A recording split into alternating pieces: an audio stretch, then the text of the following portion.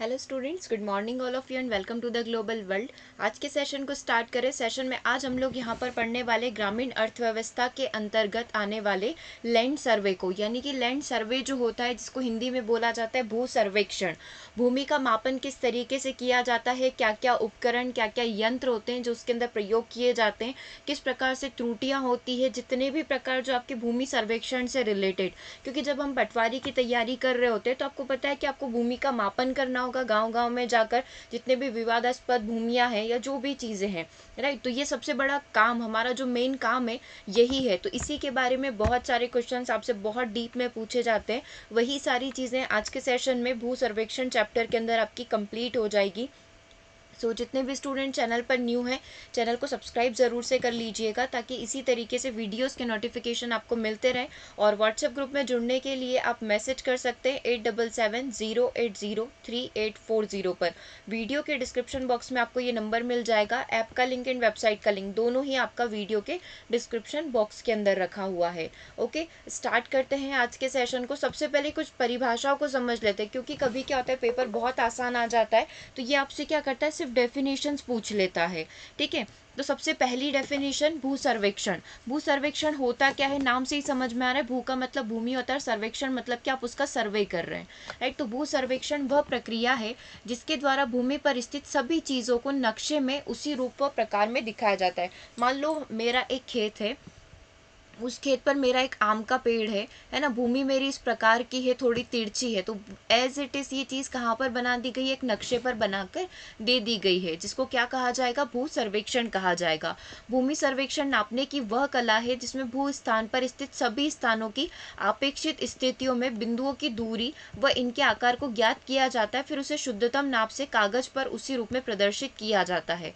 ठीक है, मान लो आम का पेड़ यहाँ है, यहाँ से इसकी दूरी इतनी है, इस कोने की दूरी इतनी है, इस तरीके से पूरी भूमि का निर्माण किया जाता है बिंदुओं के आधार पर, और पूरा का पूरा नक्शे में उसको उतार दिया जाता है, यानी कागज पर शुद्धतम रूप में बना दिया जाता है। ठीक है, यही होता है आपका भू सर्वेक्षण। भूमि के धरातल की दिशाओं को मानचित्र के रूप में प्रदर्शित करने वाली कला ही क्या कहलाती है, भू सर्वेक्षण कहलाती है। ये भी एक प्रकार की आपकी परिभाषा हो सकती है। भूमापन वह कला है जिसके अंतर्गत क्षेत्रफल निकालना, किसी क्षेत्र का मापन करके उसकी सीमाएं निर्धारित करना, क्षेत्र का बंटवारा करना, क्षेत्र का मानचित्र तैयार करना, ये सारी की सारी चीजें किसके अंदर सम्मिलित होती है, भूमापन मतलब भूमि के मापन करने के अंतर्गत ये सम्मिलित रहती है। ठीक है, तो ये सारी चीजें आई थिंक आपको ध्यान रहेगी, क्योंकि ये सिर्फ क्या है, एक प्रकार की डेफिनेशन है भू सर्वेक्षण की, लैंड सर्वे की। ओके, यहाँ तक क्लियर है। आगे बढ़ जाते हैं।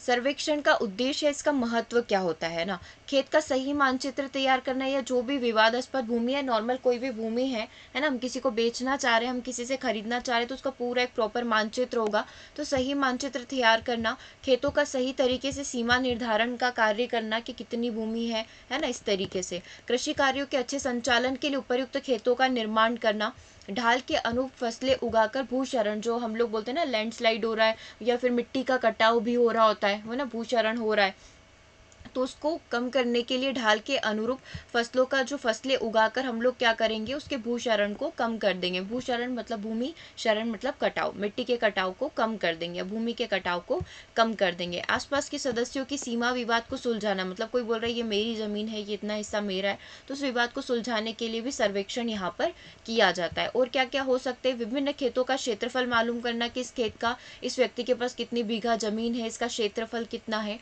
भूमि की दक्षता का सही मूल्यांकन तथा उपयोग करना, सड़क, मेड़ तथा सिंचाई की नाली के लिए सही स्थान का चुनाव करना, क्षेत्र के विकास के लिए सही नियोजन कर पाना, प्राकृतिक स्थल तथा अन्य भूभाग के विकास के लिए जो है सर्वेक्षण किया जाता है। फार्म के उचित जल निकास के लिए भूमि सर्वेक्षण, भू सर्वेक्षण यहाँ पर किया जाता है। ठीक है, तो ये सारे के सारे सर्वेक्षण के उद्देश्य और इसके महत्व हैं। ओके, बिल्कुल बेसिक सी चीज़ है। अब जो सर्वे होते हैं वो कितने प्रकार के होते हैं, बेसिकली सर्वे आपके दो प्रकार के होते हैं। एक आपका सैनिक सर्वे यानी कि मिलिट्री सर्वे होता है, और दूसरा आपका सर्वे होता है धरातलीय सर्वे यानी कि टोपोग्राफिकल सर्वे। अब आपका जो हम लोग कृषि कार्य में जो सर्वे लगाते हैं वो आपका कौन सा सर्वे होता है, टोपोग्राफिकल यानी कि धरातलीय सर्वेक्षण का प्रयोग किया जाता है। ठीक है। मिलिट्री सर्वे जो है लाइक कोई भी भूमि वगैरह निर्धारित करनी है मिलिट्री सेना वगैरह के लिए कि कहाँ पर बनाना है बंकर वगैरह, वो आपका सैनिक सर्वेक्षण होता है। और हम लोग जो नॉर्मली प्रयोग करते हैं भूमि वगैरह के लिए वो आपका धरातली टोपोग्राफिकल सर्वे होता है। अगर आपसे पूछा जाए भू सर्वेक्षण कितने प्रकार के होते हैं, 2 प्रकार के होते हैं। इसमें कई सारे क्वेश्चंस हैं, है ना। तो अभी आपसे सिर्फ पूछा है भू सर्वेक्षण कितने प्रकार के होते हैं, 2 भाग होते हैं इसके, सैनिक और धरातलीय, मिलिट्री और टोपोग्राफिकल। कृषि कार्य नॉर्मल भूमि का जो हमें सर्वेक्षण करना होता है उसको टोपोग्राफिकल सर्वे के नाम से जाना जाता है। अगर आप बात करें यंत्रों के आधार पर, जितने हमारे यंत्र होते हैं उसके आधार पर अलग अलग प्रकार के सर्वे होते हैं। जैसे कि मान लो मैं किसके माध्यम से सर्वे कर रही हूँ, मेरे पास चेन है ना, चेन के माध्यम से मैं ज़मीन को माप रही हूँ कि ये ज़मीन की लंबाई इतनी है, चौड़ाई इतनी है, क्षेत्रफल इसका इतना बनेगा, तो वो क्या होगा, मेरा जरीब सर्वेक्षण होगा, चेन सर्वेक्षण होगा। अभी तक एग्जाम में जो आपसे क्वेश्चन पूछे गए हैं वो अधिकतर क्वेश्चन आपके चेन सर्वे के पूछे गए हैं। ठीक है, पुराने समय की प्रथाएं जो चली आ रही है, ठीक है, ये होता है आपका चेन, है ना, इससे मापा जाता है। इसको अभी मैं आपको पूरा डिटेल में पढ़ा दूंगी कब से आया था और क्या क्या यूज़ हैं इसके, और इसी के क्वेश्चन सारे आज हम लोग कंप्लीट कर लेंगे। तो चेन सर्वेक्षण आपका या जरीब सर्वेक्षण आज पूरा आपका हो जाएगा। ठीक है, पहले हम लोग टाइप यहाँ पर देख लेते हैं। सबसे पहला जो टाइप है आपका जरीब सर्वेक्षण, चेन सर्वे है। दूसरा प्लेन टेबल सर्वेक्षण है। तीसरा कुतुबनुमा सर्वेक्षण है, प्रिज्मेटिक कंपास सर्वे जिसको बोला जाता है। फोर्थ आपका फोटोग्राफिक सर्वेक्षण है। फिफ्थ आपका हवाई सर्वेक्षण है, एरियल सर्वे जिसको बोला जाता है, क्योंकि बहुत सारी जगह ऐसा होता है ना कि यहाँ से लेकर मुझे आगे के 3 किलोमीटर दूर तक की ज़मीन मापना है, तो मैं वहाँ पर क्या इस प्रकार से चेन के माध्यम से या फिर फीता किसी के माध्यम से नहीं माप पाऊंगी, तो वहाँ पर हम लोग क्या करेंगे, हवाई सर्वेक्षण करेंगे। राइट, इनके सारे के हम लोग देख लेंगे कौन सा किस प्रकार का है, किसके क्या फ़ायदे हैं, किसमें क्या त्रुटियाँ हैं, वो सारी चीज़ें डिस्कस कर लेंगे। अभी हम लोग टाइप देख लेते हैं। सिक्स्थ वाला है टेक्योमेट्रिक सर्वेक्षण, है ना। सेवेंथ नंबर का थियोडोलाइट सर्वेक्षण, ये दोनों अपने आप में एक प्रकार के बोल सकते उपकरण हैं, इनके माध्यम से सर्वे यहाँ पर किया जाता है। और 8th नंबर का है आपका लेवल सर्वेक्षण। ठीक है, तो ये 8 प्रकार हो गए। आप चाहे तो एक बार से इनको 8 प्रकार को देख लीजिए। तो यंत्रों के आधार पर यदि बात किया जाए, इंस्ट्रूमेंट के आधार पर बात किया जाए, तो 8 प्रकार से सर्वेक्षण किया जा सकता है। ठीक है, तो ये यंत्रों के आधार पर बात हो गई। 8 प्रकार का सर्वेक्षण हो गया, चेन, प्लेन टेबल, कुतुबनुमा, फोटोग्राफिक, एरियल, टेक्योमेट्रिक, थियोडोलाइट और लेवल सर्वेक्षण। ठीक है, अब सर्वेक्षण के प्रमुख उपकरण, कोई भी यदि आप सर्वेक्षण करने जा रहे हैं, आप सर्वे करने जा रहे हैं, तो उसमें कौन कौन से टूल्स का प्रयोग किया जाएगा। एक तो आप चेन का प्रयोग कर सकते हैं। ठीक है, इस प्रकार से ये चेन होगी जिसको आप जंजीर भी बोलते हैं। ठीक है, चेन का प्रयोग कर सकते हैं, पटल का प्रयोग कर सकते हैं, टेक्योमीटर आपने देखा उसका प्रयोग हो सकता है, दिक्सूचक दिशा यंत्र मापी जो होता है उसका प्रयोग कर सकते हैं, फोटोग्राफिक प्रयोग हो सकता है, थियोडोलाइट प्रयोग हो सकता है, डंपी लेवल का हम लोग प्रयोग कर सकते हैं, फीता के माध्यम से, कीलो के माध्यम से, लक्ष्य दंड, ठीक है, ये सारे आप उपकरण बोल सकते हैं, लंब दंड के माध्यम से, खूटियों के माध्यम से, क्रॉस स्टाफ के माध्यम से, दिक्सूचक सुई के माध्यम से, ऑप्टिकल स्क्वायर, इन सभी के माध्यम से हम लोग क्या कर सकते हैं, यहाँ पर सर्वे कर सकते हैं। तो 15 प्रकार के अलग अलग उपकरण होते हैं। ये क्वेश्चन आपसे एग्जाम में बना हुआ है, सर्वेक्षण में कितने उपकरणों का प्रयोग किया जाता है, तो 15 उपकरणों के माध्यम से हम लोग यहाँ पर सर्वे कर सकते हैं। ठीक है, तो ये प्रमुख कितने उपकरण है, 15 प्रमुख यहाँ पर उपकरण रहेंगे। ठीक है, एग्जाम में जो क्वेश्चन बना था वो किस तरीके से बना था, सर्वेक्षण में या भूमापन के कार्य में काम आने वाले यंत्रों की कुल संख्या होती है, कितनी होती है, 15 यहाँ पर टोटल भूमापन में या लैंड सर्वे में काम आने वाले उपकरण है। ठीक है, ये पूछा हुआ प्रश्न है, 15, 20, 10 और 5 में से आपको एक सिलेक्ट करना था। टोटल हमने पढ़े कितने नाम थे, वो 15 नाम थे। ओके, चलिए अब सबसे पहला जो हमने टाइप देखा था उपकरण के अंदर या इंस्ट्रूमेंट के अंदर, वो था चेन, जिसको जरीब यहाँ पर बोला जाता है ना। जरीब लोहे की कड़ियों की बनी होती है और इसके दोनों सिरों पर पीतल का हैंडल बना होता है। जरीब एक उर्दू वर्ड है, इसको हम लोग इंग्लिश में चेन यहाँ पर बोलते हैं, कड़ी बोल सकते हैं। ठीक है, तो ये किस तरीके की दिखती है, आप इस तरीके से देख सकते हैं। ये पूरी एक चेन है, इसमें यहाँ पर पीतल के हैंडल लगे हुए रहते हैं। ठीक है, आपको यहाँ पर दिखाई दे रहा होगा, ये क्या है, सब कड़ियाँ हैं जो एक दूसरे से जुड़ी हुई है। ठीक है, इसको क्या बोला जाता है, जरीब बोला जाता है, क्या बोला जाता है, चेन बोला जाता है। ठीक है, तो यहाँ पर क्या बताया गया है, जरीब लोहे की कड़ियों की बनी होती है और इसके दोनों सिरों पर पीतल के हैंडल बने होते हैं। जरीब लंबाई मापने की एक इकाई है, साथ ही जिस जंजीर से यह दूरी नापी जाती है उसको क्या बोला जाता है, जरीब कहा जाता है। मैं मापना चाहती हूँ कि यहाँ से लेकर वहाँ तक की, मतलब कुछ डिस्टेंस मापना चाहती हूँ कि एक रूम की कितनी लंबाई है, तो मैं किसके माध्यम से माप सकती हूँ, जरीब के माध्यम से माप सकती हूँ। अब इसके जो पैरामीटर्स होते हैं वो किस तरीके से काम करते हैं। एक जरीब की मानक लंबाई जो होती है वो कितनी होती है, 66 फीट। लगभग 66 फीट के बराबर जो होता है एक जरीब होता है, या फिर इसको आप 22 गज बोल सकते हो, है ना। ये हमने क्या कर रखे, सारे ट्रांसलेट कर रखे कि फीट को गज में कन्वर्ट करेंगे तो कितना बनेगा। तो ये सारी चीज़ें भी हमको सीखनी है ना। ध्यान रखना है कि फीट को ट्रांसलेट करना है गज के अंदर, है ना, कि एक फुट में कितने गज होंगे, और ये सारी चीज़ें, है ना। या फिर इसको 4 लट्ठे भी काउंट कर सकते हैं, ठीक है। तो एक जरीब का कैलकुलेशन आपको यहाँ पर दिखाया गया है।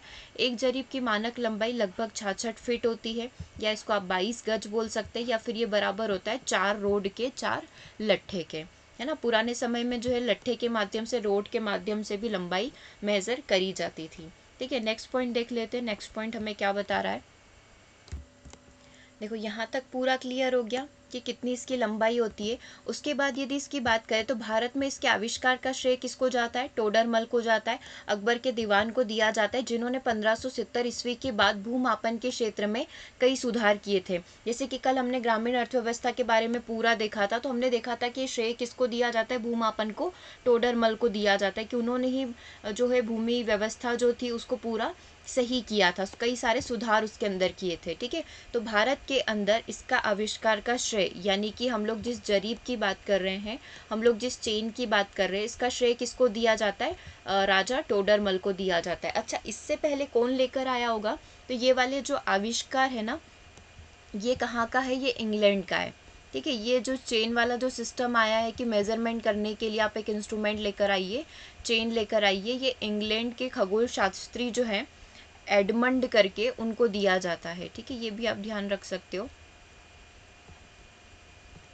ठीक है। इनका नाम आप याद रख लेना। ये इंग्लैंड के खगोल शास्त्री है एडमंड, इन्होंने फर्स्ट टाइम आविष्कार किया था किसका, चेन का, जरीब का। और भारत की बात करें तो टोडरमल आपका आंसर हो जाएगा। 1570 ईस्वी के बाद भूमापन के क्षेत्र में कई सारे सुधार किए थे, जिसमें से इन्होंने क्या करा था, इसका निर्माण किया था।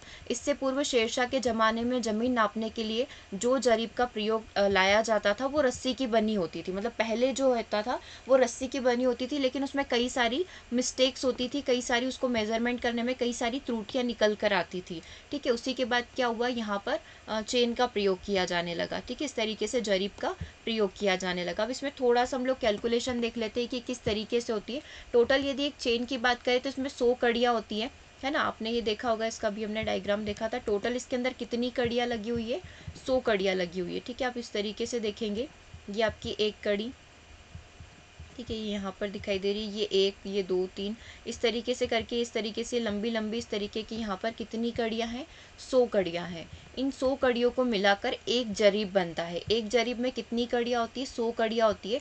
इस प्रकार प्रत्येक कड़ी की जो लंबाई होती है वो 0.6 फुट होती है, ठीक है। कितनी हो गई, 0.6 फुट हो गई। ऐसी टोटल कितनी कड़ियाँ होती है, इसके अंदर 100 कड़ियाँ होती है, ठीक है।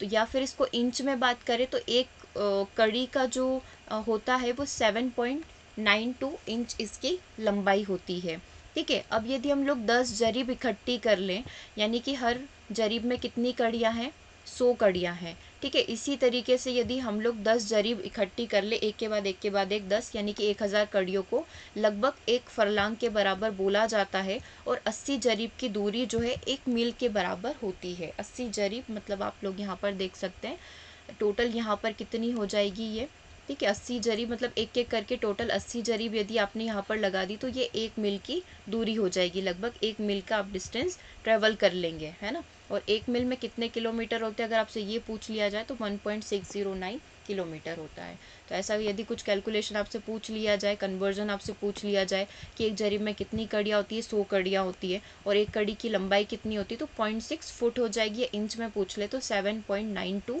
इंच यहाँ पर हो जाएगी। 10 जरीब को मिलाकर एक फलांग बनता है, और 80 जरीब की दूरी 1 मील के बराबर होती है, और 1 मील में 1.609 किलोमीटर होते हैं, ठीक है। तो ये पूरा आपका कन्वर्जन हो गया कि किस तरीके से आपसे पूछा जा सकता है, ओके। ये इसका डायग्राम हो गया। पीतल के इसके अंदर दोनों साइड हैंडल होते हैं। अब कुछ क्वेश्चन यहाँ पर कंप्लीट कर लेते हैं। अकबरी चेन को जिसने प्रयोग में लाया था उसका नाम क्या था? सबसे पहले कौन प्रयोग में लेकर आए थे? टोडरमल प्रयोग में लेकर आए थे अकबरी चेन को। ठीक है, तो करेक्ट आंसर क्या हो जाएगा? Option number C. चेन का दूसरा नाम क्या है? चेन को किस नाम से जाना जाता है? चेन को जरीब के नाम से भी जाना जाता है। ठीक है, इसको अगर इंग्लिश में भी पूछा जाएगा तो हो सकता है आपको इंग्लिश में डायरेक्टली वो जरीब ही दे दे, क्योंकि इसका रियल नेम तो जरीब ही है ना। उसको इंग्लिश में चेन बोला जाता है। जो चेन अथवा जरीब 100 फुट लंबी होती है उसमें कितनी कड़ियाँ यहाँ पर लगी हुई रहती है? ठीक है, तो एक चेन में टोटल कितनी कड़ियाँ लगी हुई रहती है? 100 कड़ियाँ यहाँ पर लगी हुई रहती है। तो करेक्ट आंसर आपका 100 हो जाएगा। ठीक है, तो इस तरीके से कुछ क्वेश्चन अभी तक आपसे एग्जाम में पूछे गए हैं। तो चेन से रिलेटेड सारे क्वेश्चन हम लोगों ने यहाँ पर कंप्लीट कर लिए हैं। ये अभी तक के 4 क्वेश्चन थे, 3 से 4 क्वेश्चन जो कि आपसे चेन से पूछे गए थे। ठीक है, इसके आगे का सेशन हम लोग नेक्स्ट पार्ट में कंप्लीट कर लेंगे। अब यहाँ पर हमें जो कंप्लीट करना है वो है कि चेन में कितने प्रकार की त्रुटियाँ होती है। जब आप इससे कैलकुलेशन कर रहे होते हैं तो कितने प्रकार की एरर यहाँ पर आ सकती है। इससे कई सारे क्वेश्चन बनते हैं, तो एरर वाला एक बार थोड़ा सा थ्योरी पढ़ के उसके क्विज हम लोग कंप्लीट कर लेंगे। ओके, तो आज के सेशन को हम लोग यहीं ओवर कर रहे हैं। मिलेंगे हम लोग नेक्स्ट सेशन में। थैंक्स फॉर वॉचिंग, और वीडियो कैसा लगा कमेंट करके ज़रूर बताइएगा। ओके, 6 PM पर आपका सेशन रहेगा, उसको ज़रूर से ज्वाइन करिएगा। Thanks for watching.